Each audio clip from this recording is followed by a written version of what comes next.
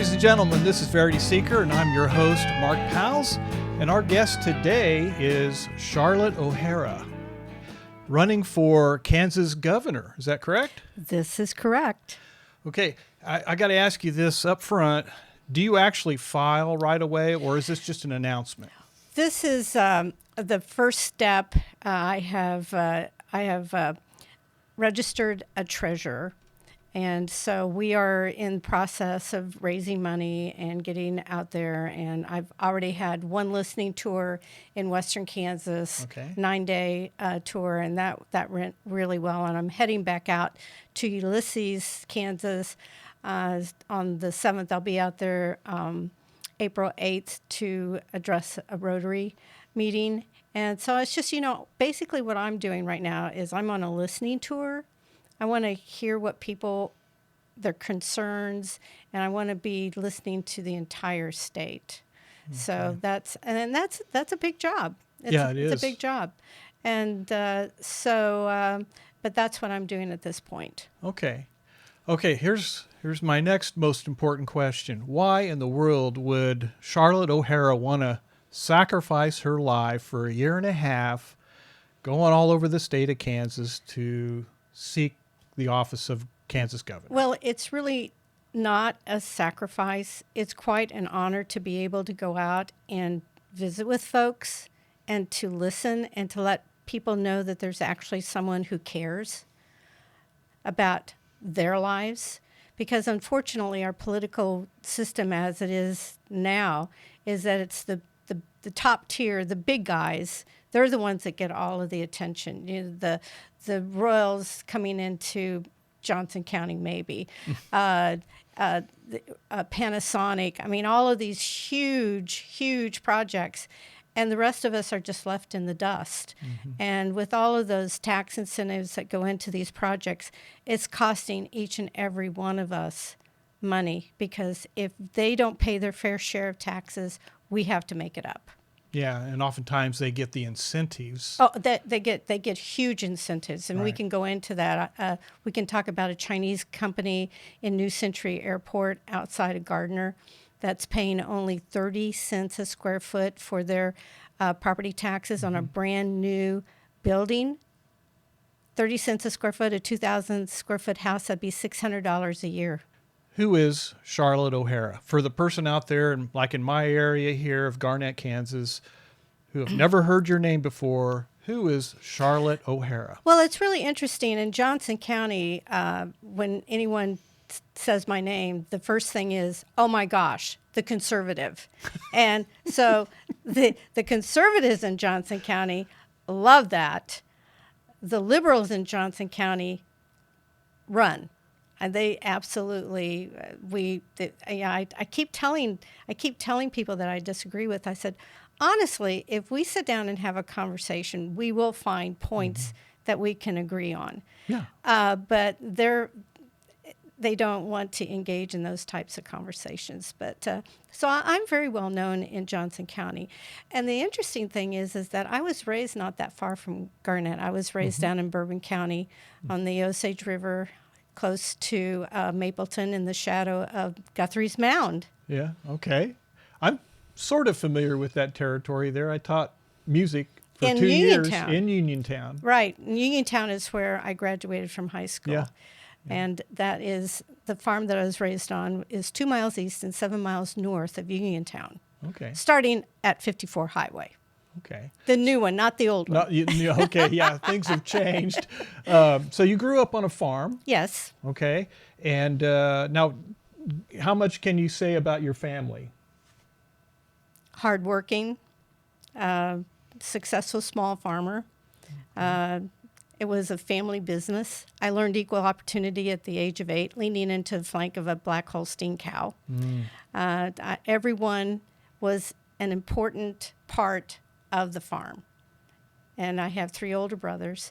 I actually wanted to stay and run the farm, but my dad said no, not that he was not in favor of that. So off to other things. Yeah. Well, there was a period of time there where a small farm could succeed, and it was I'm not saying easier. I'm just saying that the environment was. They've incentivized the very large farmers, and I have friends who have very large acreages that they farm, and it's an entirely different type of life now in the rural communities. I mean, before the small farms, that's what was supporting the small towns. And so with the consolidation of all these farms, well, then you don't have those farm families, and so therefore the small towns have. I mean, they just dying, and it's really sad to watch. But I was one of the last in the generation to go through the experience of a small farm. I actually went to school in a one-room country school. Wow. So I was raised extremely rural, one-room country school, one-room country church. I mean, and it was very, very, very rural. So no, I was born in 1951. Okay. Well, that's not old. Come on. Okay. It is seasoned. Yeah, and when you talk one room schoolhouse and all that, especially when You think someone's 90. yeah 90, 95. Right. No, yeah. no. This is a little pocket in southeast Kansas that was able to maintain that one-room school. And actually, when my dad was going to school, there were like 3 or 4 one-room schools in that same area. And then when I was going through school, there was only one. Okay. And then we fed into the big metropolis of Uniontown. Wow. Yeah. And so, therefore, the difference between country kids and townies. Kids that are raised on a working farm, Yeah. they work. It's just part of who you are. Yeah. That's Work true. ethic is really just etched into you. Yeah. Yeah. Like my dad said, I never had to drive to work. I just walked out the door and it found me. Yeah. It was it was there. Yeah. It's like you're part of it 24/7. Oh, absolutely. And I swore that I would never, ever, ever have a dairy farm, because and we did, obviously. We had a little dairy, and we milked by hand. And it's so limiting. And you have to be there every day, twice a day. And so that was one thing that I swore that I would never do. But Yeah. and I was successful in keeping that promise to myself. Okay, well that's good. So what about your family? I mean, your immediate family today. I have. What's that? What does that look I like? have 5 children. I have 2 sons that actually we have a small manufacturing company. Oh. My oldest son, Jay, runs the company, and then my youngest son, he is the salesperson for that company. And then I have 3 daughters, Jamie, and she has a degree in mechanical engineering, and she sells real estate in Johnson County. And then my middle daughter is Ashley, and she is an artist and a horse trainer. Wow. And then my youngest daughter, Alexis, she came to my home when she was 10. Okay. And wow. that was a wonderful experience to go through. Yeah. And she is now 28, doing wonderfully. She works at the Japanese, do you want to call it a barbecue, at 159th and Antioch. And it's she's delightful. Yeah. She's a wonderful young woman. Well, So I just have incredible kids, and then I have 7 grandkids. wow. That's a pretty diverse, large family, really. Okay. And then I was a general contractor, Yeah. Yeah. Okay. Now, what are you manufacturing right now? Casino chips. Casino chips. Wow. We ship them all over the world. What's your strength or your achievements that qualifies you for Kansas governor? I think the path that I have walked. I have a degree in education, so I homeschooled. I have small business experience. I've been in an elected position. I was in the state house as the representative for the 23rd District in 2011 and 2012. Oh, my. I was the Johnson County Commission for the 3rd District up there from 21 to 25. And so I have that diverse opportunity of having all that experience that I can bring to the job. And I understand the pain of having to pay these high taxes and what it means. And I've watched how this corporate welfare has gone from occasional to just common practice. And it's like these cities and the counties, they're constantly going after the next big thing instead of looking back and taking care of who is here now. And it's eroding our tax base. I mean, when you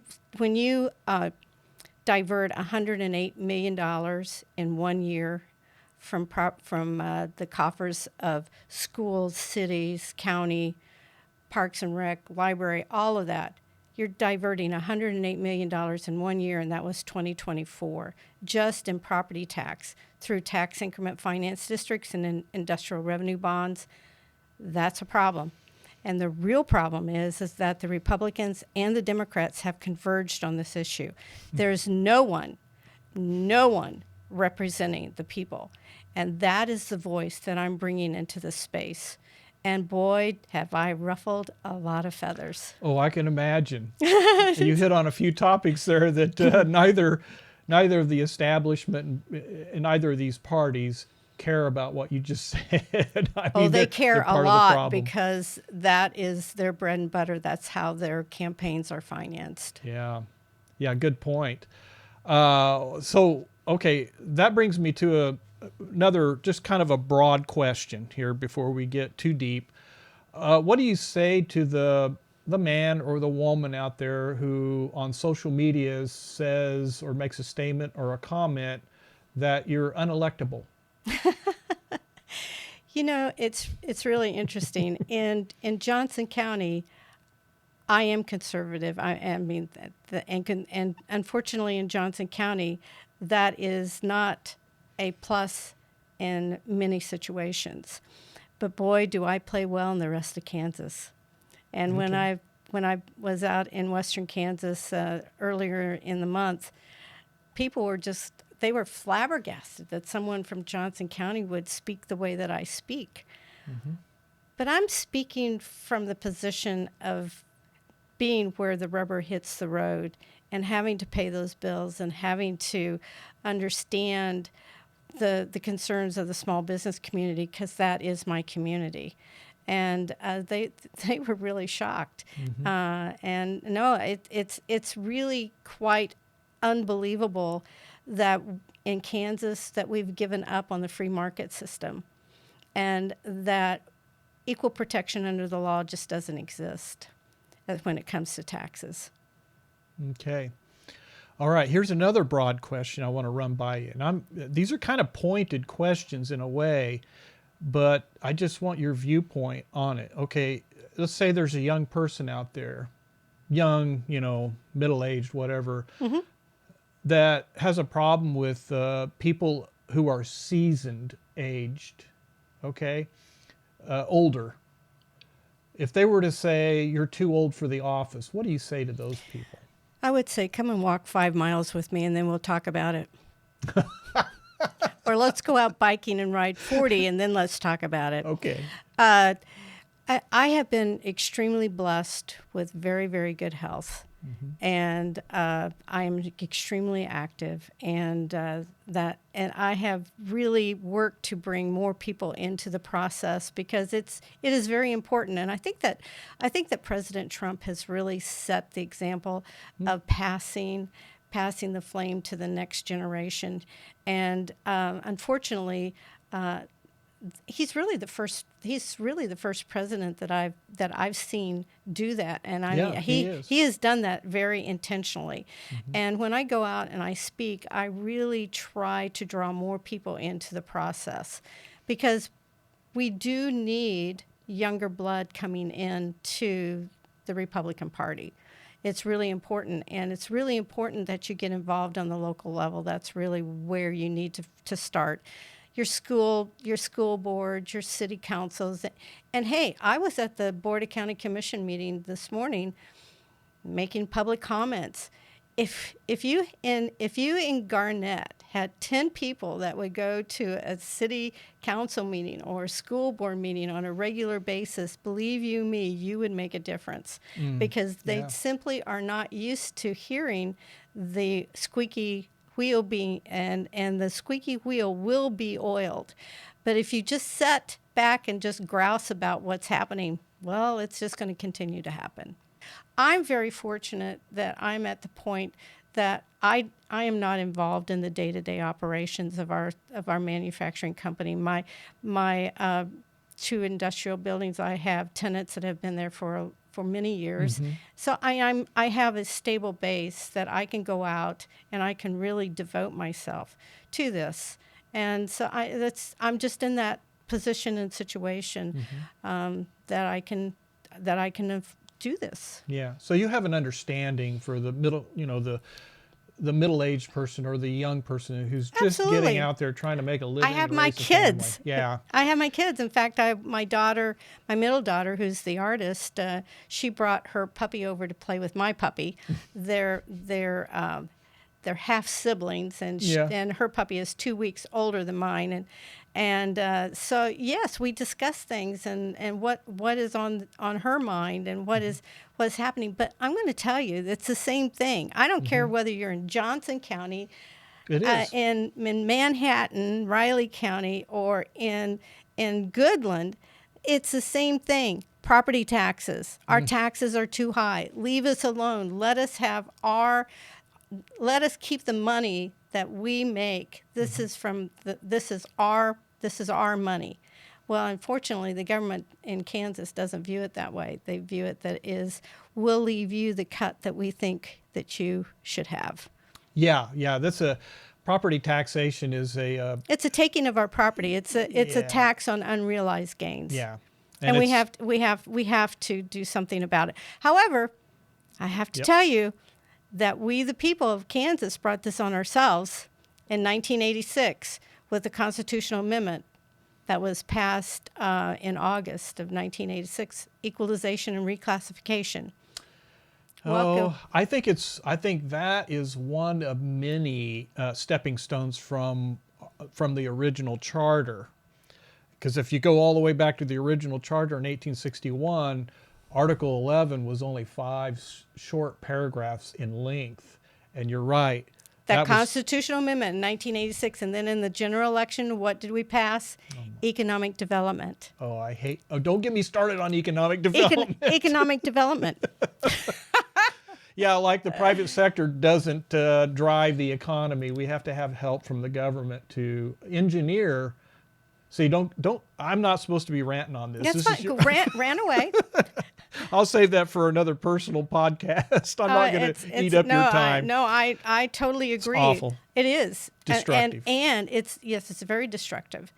And it destroys equal protection under the law because it sets one set of rules for one set of people and one set of rules for the rest of us. Yeah, and it's you can't just pinpoint one thing that it destroys. It's a very broad destruction.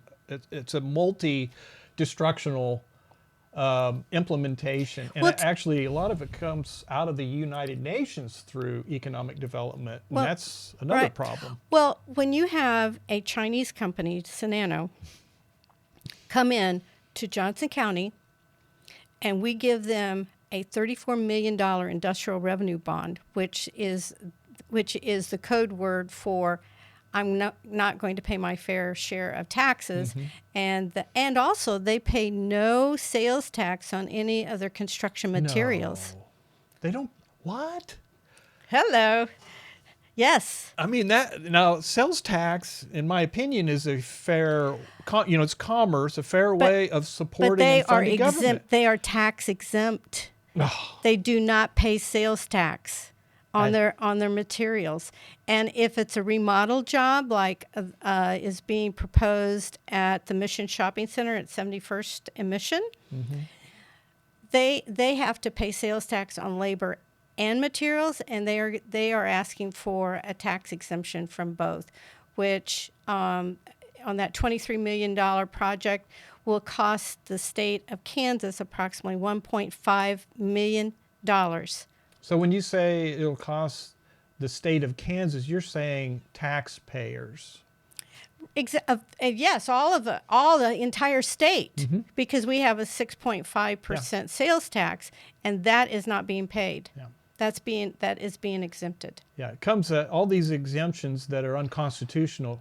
We're paying for. We're subsidizing them. It's not, the government is not like this separate entity. It's us. Oh, exactly. Anytime there is a subsidy, just know that dollars are being taken out of your pocket. So it's government picking and choosing winners or losers. We're the losers. They're the winners because they're being treated unequally.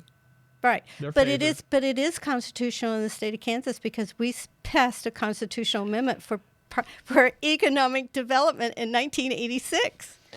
But I will say to the viewer out there that, the Constitution comes in a order of priority, starting with the original ordinance, followed by the preamble, followed by the 20 sections in the Bill of Rights. Everything after that must be pursuant to the preceding in the Constitution. They can't just create an amendment and have it violate the rights of the people in the Bill of Rights. Well, so far they've been It's in conflict. So far they've been extremely successful, even though I've been yelling and screaming about this for years. And you're right, though. You're actually telling them, you're calling them out. Basically, they created an amendment that is in conflict with the previous portions because of the there's not equal Constitution. protection. Exactly. That is the bottom line. There is not equal protection. And I always tell people that I understand all of these tax incentives because I used one back in 2004. I went through the whole process. It was a 50,000 square foot addition that I put on one of my industrial buildings that I owned then, do not now. And boy, did I learn my lesson, because at the end of the 10 years, my tenant, who was there for the tax incentive, left. He built his own building, which, congratulations, glad you're successful. But the city of Olathe gave them another tax incentive. And so then I was left with an overbuilt building, lost money, lesson learned. The market works. There is a free market. Yeah. And what we have done in Kansas, I mean, not only on the industrial side, but now we are giving tax incentives to the residential side. In Lenexa, we have 3,000 apartment units that are under either a tax increment finance district or an industrial revenue bond. So, I mean, it's becoming extremely, extremely problematic. Yeah. And we could probably have just one podcast on that alone. So what I'm going to do is, I'm before I get really heated here, I'm going to go He's ahead going to and move shift. All right. We're going to shift. What key are we playing in? Oh my gosh, the key of D minor. Oh, okay. Okay. Is the media and your party, let me put it this way, your party, our party, and our party and the media, are they keeping you out of view by chance? Oh, no. I have been getting all sorts of great media coverage. Okay. I even had a Kansas Public Radio interview me. Really? Yes. NPR? Kansas Public Radio, yeah. Okay. Out of KU. That normally is considered a subsidized liberal Well, it is. radio station. But you know why he wanted to talk to me about? Tax incentives. Really? Okay, what would their position be then? I think that they're concerned about it. Okay. So again, see, that's where conservatives and liberals can meet on issues. Actually, I have a theory that the political spectrum is not linear; it's actually circular, and that the conservatives and the true liberals, the true conservatives and the true liberals, they meet on the backside of the moon. Yeah. And that would be on the concern about food and going to organic grocery stores, Right. alternative medicine. And you will find extremely conservative people and you will find extremely liberal people there. Yeah. And so, and perhaps tax incentives is another place that we can touch. And it's really interesting that as the mainstream Democrat Party really turns their back on environmental issues, as they have with the solar farms and the wind farms, and I don't know if you read my column on the broken NextEra came to town. I was going to touch on that later. Okay. To get your viewpoint, but go ahead. Well, so did you read my column on that?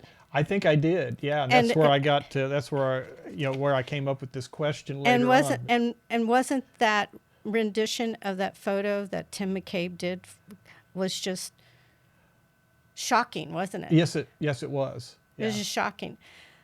So I met these folks in this little town, and NextEra had come in, and they put in all of these wind towers and Turbines, yeah, yeah. the turbines, and it is just absolutely raped that area. Mm-hmm.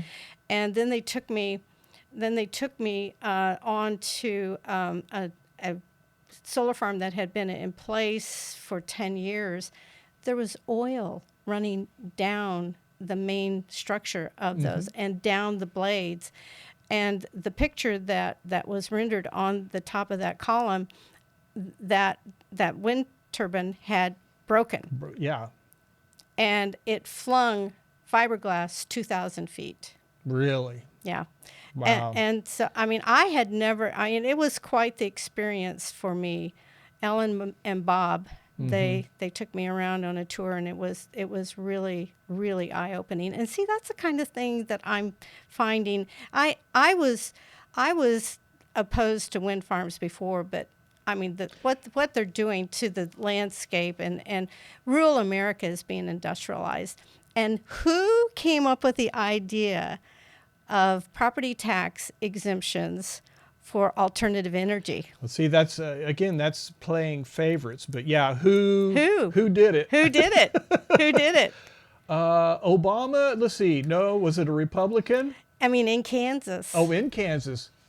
The governor. Trivia. Yeah. Trivia. Who was it exactly? Bill Graves. It goes that far back. Mm-hmm. Bill Graves. 100% forever. And then it was changed to 10 years in 2015 under Brownback. Oh, well, don't get me started on those. Yeah. Yeah, but 100% on all alternative generative facilities. 100%. I did not realize it went that far back. I think it was 1999. And you're talking, both Democrats and Republicans. Again, converging on an issue. Yeah. And this is all about putting money into pockets of very special interests. Yes, very, very wealthy investors. Anyone, that's the problem with campaign finance, for one thing, is that unless you, well, let me put it this way: it's better to run on your own money if you have it, and if you can win that way, than to take money. Oh, from you can't. these people. You can't take the well. No, because you owe them. Believe you me. There will be no checks written from that sector to me because they know where I stand on this issue. And I know that the first tier of candidates, if Scott Schwab stays in the race, since he announced that he is suffering from cancer. Oh, I didn't know that. Yes, he did. He announced that like last week, and prayers to him and his family. Yeah. And then Jeff Collier is looking at the race. Oh, he is. Okay. And then Ty Masterson. Now those folks, they're all in with the chamber and the Yeah. chamber and Koch Industries. They're all one in the same now, and those two entities, they supported open borders, and they support all of these tax incentives for these alternative energies, the wind turbines and the solar fields. And then we get into the lithium storage battery plants, which are highly flammable. And I think everyone should go out and read about Moss Landing, which is about 60 miles south of San Francisco. And that fire, I think it was the 16th of January, burned for 2 weeks. They didn't even try to put it out. And the contamination around that area now is really is huge. And we had one closer to home in Frederickstown, Missouri, which was a recycling of lithium batteries. And that one also burnt for 2 weeks, but the local fire department tried to use foam to contain it. And guess what happened? A 3-mile-long fish kill. Wow. Look it up. And that happened, that might have been in October. This was recent. These are two recent things. And it's a mess. It's a mess. And what they're doing is that they're building all of this, chasing the government dollars. Because none of this would be in place. No wind farms, there'd be no solar farms, because the only reason that they exist, and President Trump has talked about this, it's because of the subsidies. Yeah. So it's not only the property tax subsidies, but it's like they get tax credits from the federal government, and that just has to stop. Yeah, it's not like something that the people want. No. I mean, I would rather see a nuke plant. Oh, absolutely. The amount of power that's generated by these, really, they're, people think of these spent cells as these humongous radioactive things. I'm sorry, but that's not true. And the amount of energy output, clean energy output, is far outweighs what these alternative energy commercialized, like the solar, commercialized solar, commercialized turbines. Right. It's a waste of money. And they have to subsidize it because they doesn't don't work. Right. They don't work. They would totally fail in a free market. Yeah. And think of the concrete and absolutely. rebar Absolutely. in the soil. Oh, yeah. And the heat generated from that concrete. It destroys the land. And then the solar panels, being black as they are, heats up the atmosphere. Right. It doesn't make any sense at all. I know. Okay, now I want to read this. This actually comes from you. And I'm going to quote you here. Okay, retreat or not to retreat? That is the question. She's doing Shakespeare here. Okay. National Republican Congressional Committee Chair Richard Hudson, RNC, told House Republicans at a closed-door conference meeting Tuesday morning that members should opt for teletown halls or live-streamed events that can reach more people rather than in-person town halls that can be hijacked by Democrat activists. Okay, I never say Democratic because, they're Democrats. This edict came after Senator Roger Marshall, Republican of Kansas, held a town hall meeting in Oakley, Kansas, Saturday, March 1st, which was interrupted by vocal Democrats. I saw that, by the way. I vehemently disagree with Mr. Hudson. I think you have 4 exclamation points there. I'm not going to do that because I don't want to break the microphone. Running from bullies is not a strategy. It's an act of cowardice. My opinion. Double down, hold more town halls. This will simply showcase the Soros Democrat leftists' bad behavior. Run from them and you will declare victory. I've always been hard on the Republican Party establishment because that's exactly what they've always done for decades is they continue to run, they continue to tolerate, they continue to compromise. All of us did. We all had this attitude. I don't know if I did, but I doubt it. But from what I can tell. But yeah, I kind of stand my ground. But when you give way, and a lot of people thought, well, we'll just move over a little bit here. We'll just move over just a little bit here. We'll just give them room. They'll grow up someday. We'll get this figured out. And that is the birth of the cancel culture. And that is where we have just started to emerge from. And now the Republican leadership is suggesting that we go back to it. That's ridiculous. Yeah. I think that most conservatives, now I'm going to be hard on so-called conservatives, uppercase C conservatives. I don't think all of them understand what it means to be a conservative. What are we conserving? We're supposed to be conserving the letter of the law written in the Constitution, starting at the beginning through the end, in that order. And I think they miss that point, and they think they have to be tolerant of all this there's a mumble jumble Marxist there's a big difference between being being harsh and being kind. Yeah. You can be kind, but that doesn't mean that you're going to step aside. It's just going to be, I disagree with you. I disagree with you, and I am not going to accept that. Right. And I think, let's see, who was it? Somebody famous.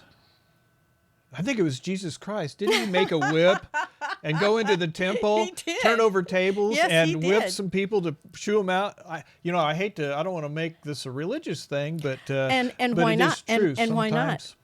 sometimes. Our nation was founded on Christianity. Yeah. So why run from that? Yeah. Well, if you read our preamble, it doesn't use the word Jesus, but it does use the word Almighty God. Yes. Yes. So I think that It's a Judeo-Christian tradition is what our country is built on. I would really suggest all of you go out and buy the Founder's Bible. It's a King James. Yeah. Yeah. And it's the Wall Builders has it. And I'm actually Catholic. I'm a convert to Catholicism. I studied my way into it, but I still love my King James Version Bible, and that Founder's Bible is full of founding documents. And it is so valuable. Do you have one? I do not have one. Can Well, you can need you buy one. me one? No, Oh, you can buy one yourself. I will get one. It is just absolutely amazing, and it really helps fortify you in an understanding how our Constitution was built. Yeah, it's true. There's a direct lineage to that. There's a foundational Oh, absolutely. beginning to our union here. So yeah, I agree with that. See, we're just finding so many points of agreement. I know I can't say publicly that I support your candidacy. I have to remain neutral. Sorry. Oh, it's quite obvious. But I do like what you're saying. I was going to say, it's quite obvious you like me. Next. Okay. Now, next question. You're going to love this because I wanted to kind of create a segue into this next question. Should a satanic mass or ritual be conducted on government properties? Plural. Okay, so In Kansas. So this is going to happen tomorrow, and Chris Kobach has made he has studied this and said that First Amendment right, and what is going to happen tomorrow is that I will be in Topeka on the grounds of the Capitol with Senator Mike Thompson and Father Riley, and we're going to peacefully pray and counter that evil. It is an absolute desecration of the Catholic Mass, and it is abhorrent. There's just no doubt about it. It is, and I will be there, and I will be praying. Okay. So you're against it then? I am standing for what the truth is, and yes, I know that there is truth. Okay. Yeah.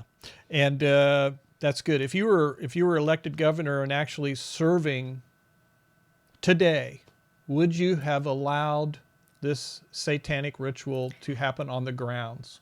I would have done everything that I could have done within my power to stop it, because my youngest daughter, she is African American, and obviously I'm not going to allow, I would not allow anybody to stand on state property and call her the N-word, right?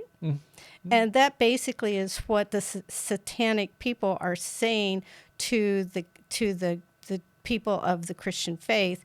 And so there are limits, and in my opinion, there are limits, and that's where you really cross the line. Yeah. So that would be my stance, that it's just it is being discriminatory. It's hate speech to the Christian community, Okay. as would the N-word be to my daughter. Okay. And I just would not stand for that. But my choice in this is not at that point. And so what I am going to do, I'm going to be there in a peaceful manner to pray and to hope that the hearts of those people that it has been, how do you say this, seduced by Satan, that they are converted, and that they can see the love of God, Yeah. and replace that hate. Yeah. Yeah. So you're really basically approaching this from a spiritual Oh, absolutely. Christian viewpoint, not a constitutional one, but Right. just a. I have to, because that decision's been made. Now I Yeah. have to, as a Christian, go there, and that's how. And That's pray for them. Right. Exactly. I keep telling everyone, I'm not angry and hateful. I am sorrowful, and that I want to pray for these people. Yeah. Hell is the void of God. Yes, it's the absence. It's being totally separated from God. And often, they often don't find this out until they're on their deathbed, which is sad. Well, a lot of people, they're making a hell on earth, and it's very sad. It's very sad. Yeah. Okay. Okay. We're going to switch gears. Yes. What gear are we going? What? Well, this gear or key? This is the key of E major. Okay. Because of what's transpiring currently Okay. in the federal government, actually, but it involves state sovereignty, in my opinion. What's your position on the U.S. Department of Education? Dissolve it or not? Oh, please dissolve it. Okay. I think we're in that process. It's being dismantled as we speak, I believe. It was never education was never intended for the federal government to have any intervention in. 100% agree. None. It's a state issue. It should be a local issue. The empowerment of the curriculum should be as close to the local level as possible. And we have got to really become very serious about changing the direction of our public schools, because they are failing terribly.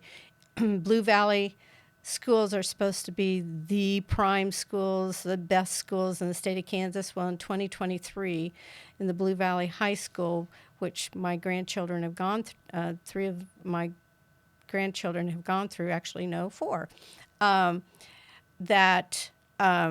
in 2023, on the math assessments, 78% were not proficient in math, and 73% were not proficient in reading. That is an absolute avalanche of failure. Remember the old bell curve? Mm-hmm.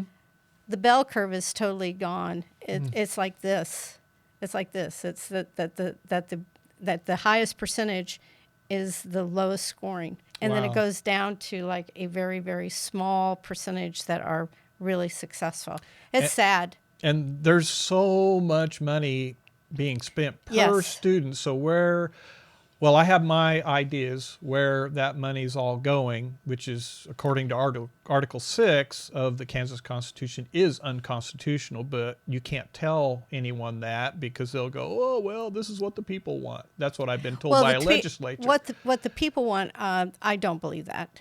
Yeah. I think that the people want basic education first, that all of the DEI, all of the woke-isms, all of the signage of LGBTQ be taken out of the schools. I mean, you're familiar with Carrie Schmidt and the Gardner Edgerton School District that was banned from school property because she took a picture of an LGBTQ sign that was posted by a teacher in one of her classrooms. This didn't happen recently. Yes. Oh, it did? Then I don't know. Yes. Okay, I don't know about that. She is being represented by Linus Baker. I'm sorry, Linus Baker. Okay. And he represented Jennifer Gilmore, who sued the district, Olathe School District, over a breach of First Amendment rights. And so this is... Yeah, she was banned from school property. There has been a stay put on that ban until it can be adjudicated. But basically, the stance of the school district, according to the articles that I've read, is that this upset the teacher because she posted it out on TikTok. And so therefore, if you have speech that upsets someone else, then you're in trouble. Oh my. But we need to get screens out of the classroom. Yeah. I mean, the computers has been a total disaster. AI. I just wrote cheat. I read that. What you cheat wrote hate. about AI and people cheat. The kids are cheating. Well, yeah, 40% of the high school kids, AI is writing their papers, and it's 50% in universities.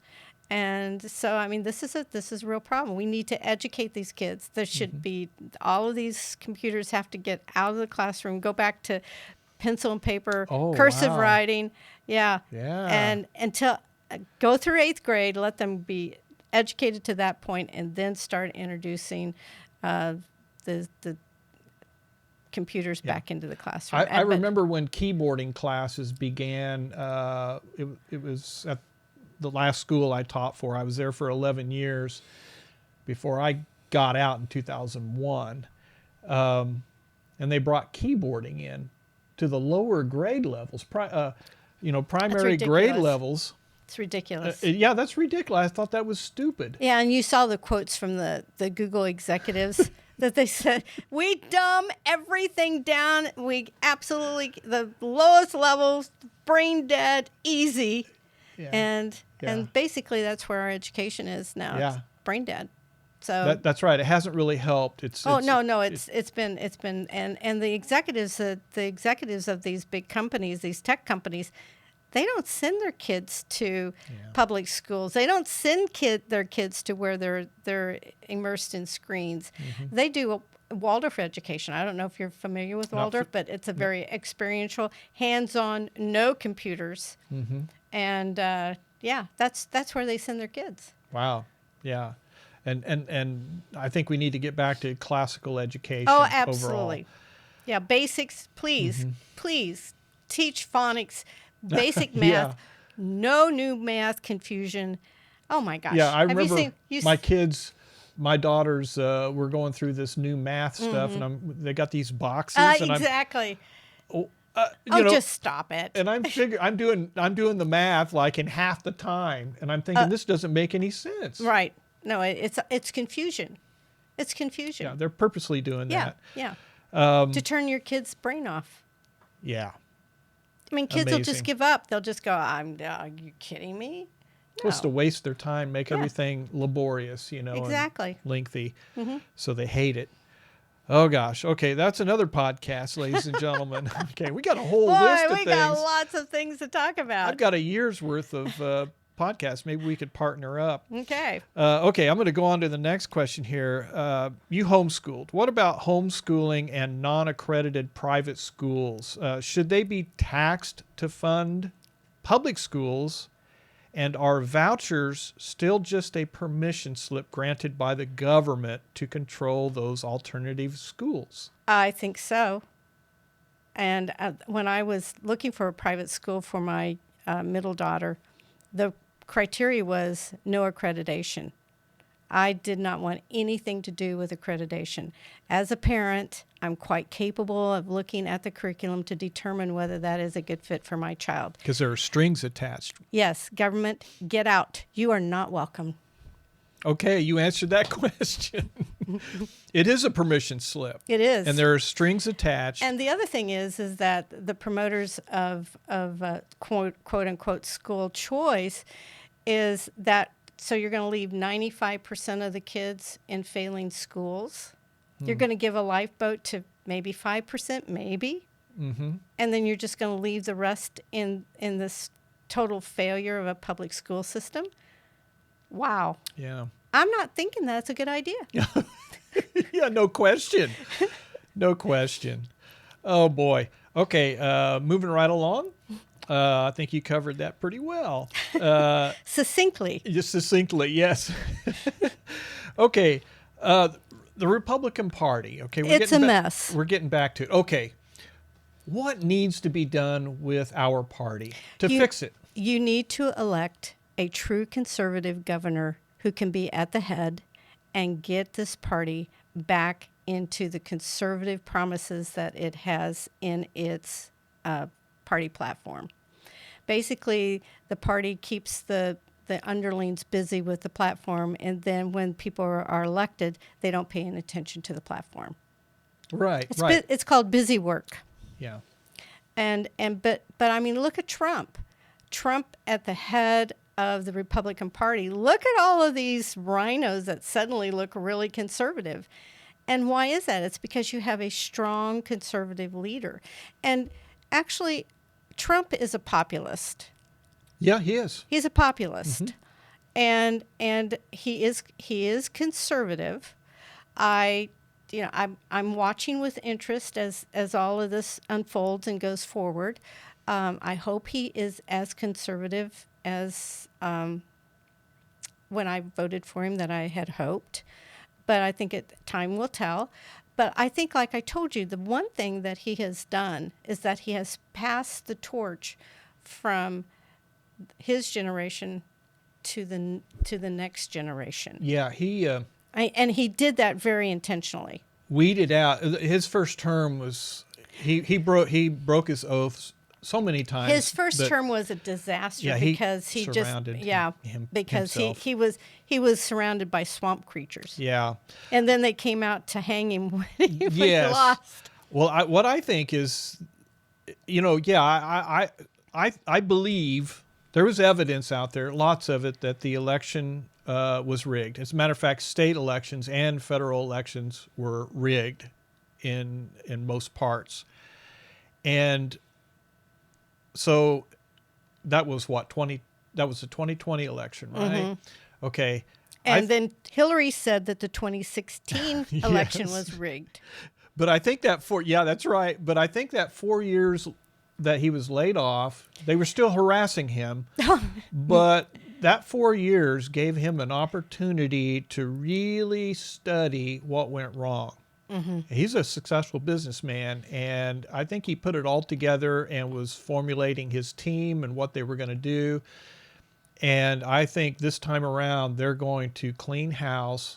I think they've already started doing that. And the biggest hurdle is going to be the judicial system. Well, the judicial system really cannot legislate the executive or legislative branch of that government, and they have gotten by with it, and the Democrats have benefited from the judicial system. The judicial activism, yes. Time to end that. Yes. And knowing the Constitution up there or over there, wherever that is the key.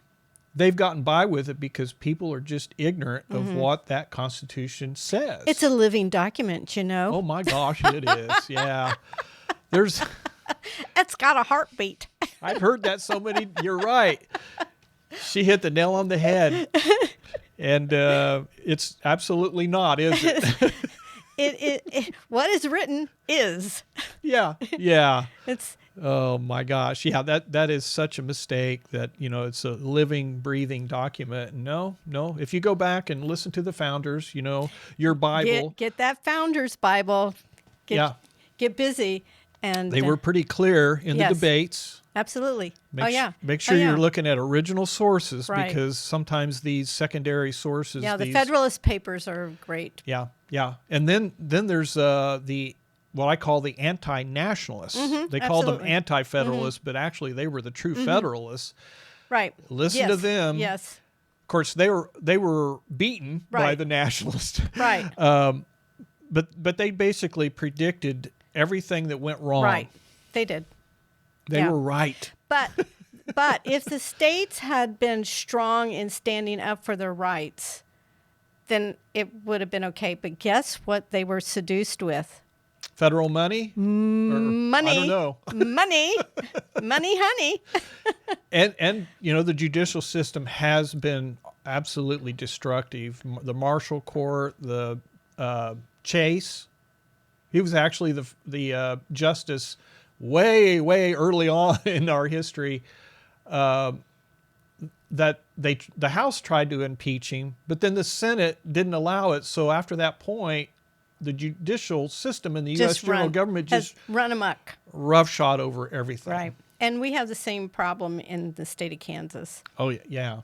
You're right. So, we've got, we have a lot of problems, issues, but there's so much opportunity. And what we really need to do, instead of focusing on the big boys and giving them all the opportunities, we should be focusing on the individual.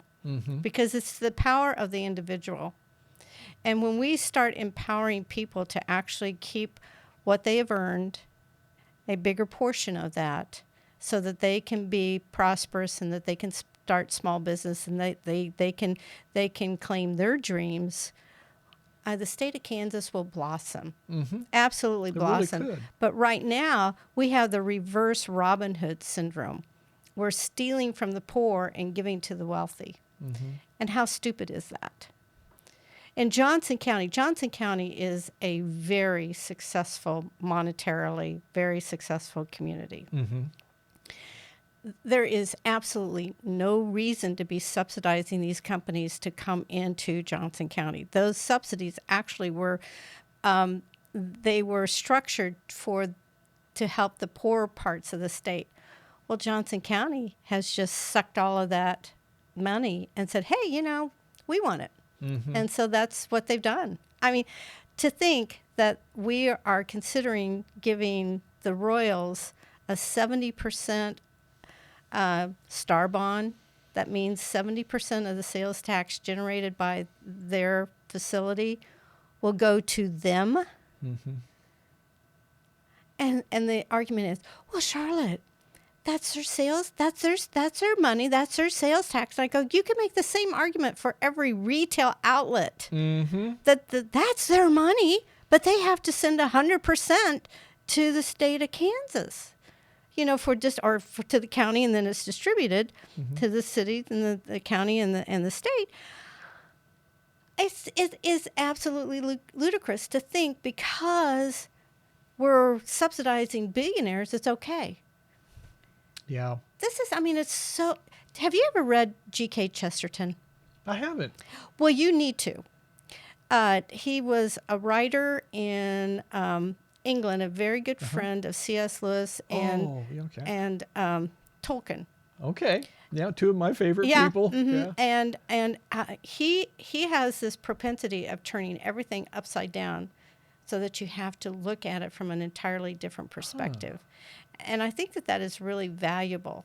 Okay, now we're running short of time because I know that you have to. You have another we have appointment. 30 minutes. I'm going to go to the Pizza Hut to address the Anderson County Republicans. Yeah, and it ought to be a lot of fun. Oh, it'll be a lot of fun. Pizza and great conversation, and you're going to be the speaker, which will be great. I do want to do this is just a soft interview, just so people get to know you. But we did actually hit on some major topics. But I would like to request some follow-ups prior to the Republican no, primary. I will come down and visit anytime, but you have to talk about my music. I do. I've got them right here, ladies and gentlemen. Wow. And I did not know this. I had a little bit of an outline here, and then she walks in with this information, so I had to improvise. She is actually a musician and a poet, writes her own lyrics. Singer-songwriter. Singer-songwriter, and she's got CD recordings here. And I was thinking, okay, one CD, but no, she's got. She brought three. Right, and I have probably 2 or 3 more. Okay, and this one is on the morrow. Yes, on the morrow. So actually, your heritage is what now? Guess. She has red hair and she's O'Hara. hot-headed and stubborn. No.